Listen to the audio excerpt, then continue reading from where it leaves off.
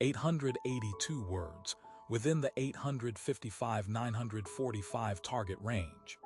The Appropriations Rule nobody can change shorts, full narration, asterisk. There is a Senate procedure called the Byrd Rule. No ballot ever included it.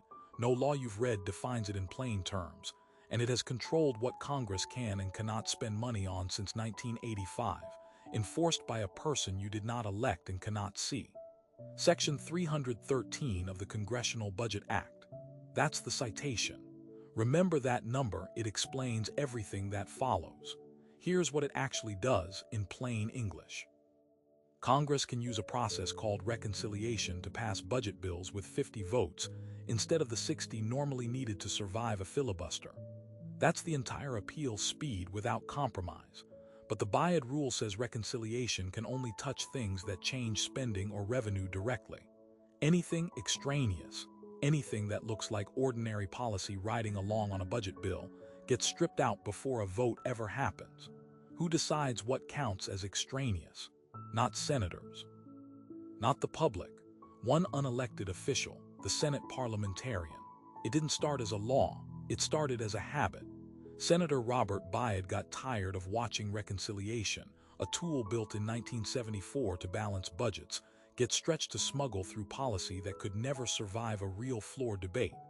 Between 1985 and 1990, he didn't pass a statute.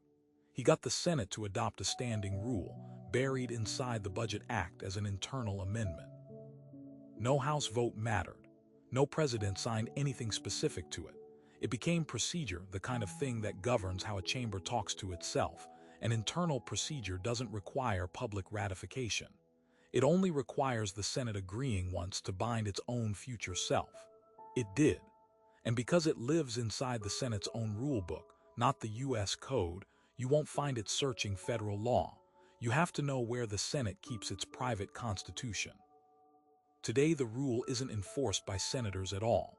It's enforced by the parliamentarian, an appointed staff position, not an elected one, not confirmed by any vote you cast. When a bill reaches the floor, staffers meet the parliamentarian in a closed-door session nicknamed the Byrd Bath. Provisions get read aloud. The parliamentarian rules quietly on which ones survive. No public transcript, no televised hearing, no dissent filed anywhere. A staffer who has never appeared on a ballot decides, line by line, what 50 sitting senators are and are not allowed to pass into law.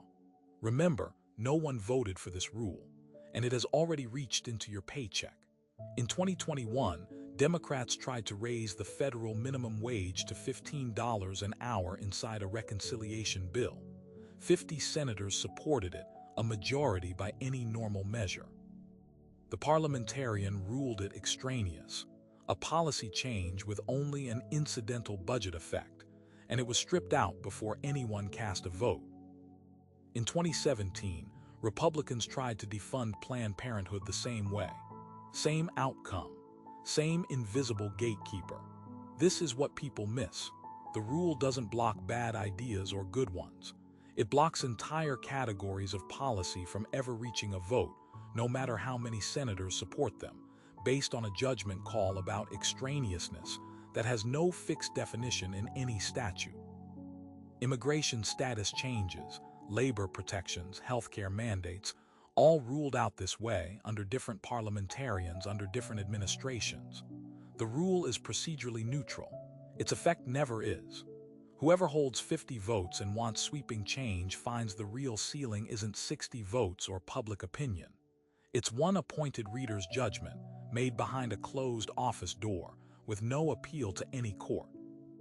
You'd think 50 senators who dislike a ruling could just overrule the parliamentarian. They can.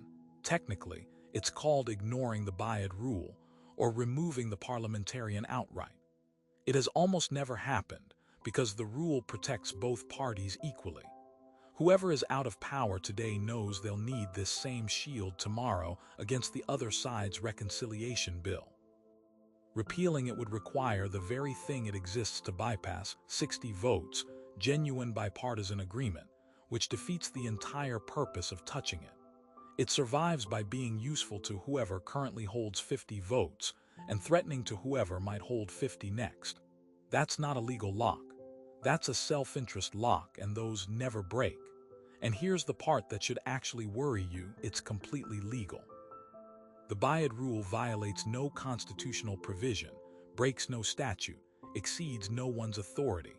The Senate is allowed to govern its own floor however it wants, which means the real lesson was never about this one rule.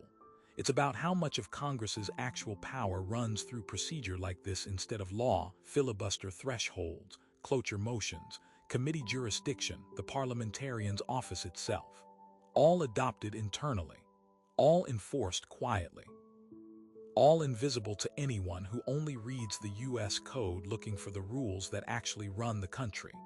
So the next time you're told a popular bill didn't have the votes, ask a different question. Did it have the votes and lose anyway to someone whose name you don't know in a room with no transcript? And how many other rules like this one are running the government right now, waiting for you to notice?